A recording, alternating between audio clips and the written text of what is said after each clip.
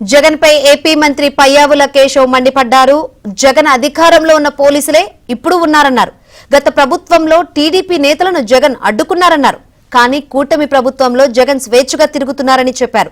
బంగారుపాళ్యంలో జగన్ ఆడిన డ్రామాలు ఆడారన్నారు. రాష్ట్రంలో అరాచకాలు అశాంతిని సృష్టిస్తే చట్టపరంగా చర్యలు తప్పవని మంత్రి పయ్యావుల అన్నారు.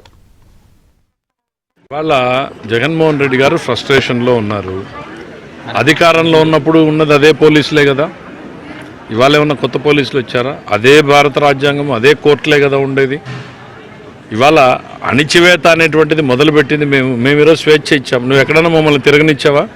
ఇవాళ నువ్వు స్వేచ్ఛగా తిరగలుగుతున్నావు. కానీ ఆ తిరిగే స్వేచ్ఛను నువ్వు దేనికి వాడుతున్నావు? అశాంతిని సృష్టించడానికి, అలజడులు సృష్టించడానికి, రెచ్చగొట్టడానికి.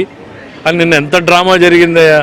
ఆ తోటలో మామిడి పళ్ళు దాచిపెట్టుకుని ట్రాక్టర్లు వేసి తోటలో పెట్టుకుని కరెక్ట్గా ఆయన 5 నిమిషాల ముందుకి 5 ట్రాక్టర్లు ఒకసారి వచ్చి 25 రోజులుగా గవర్నమెంట్ కొంటానే ఉంది.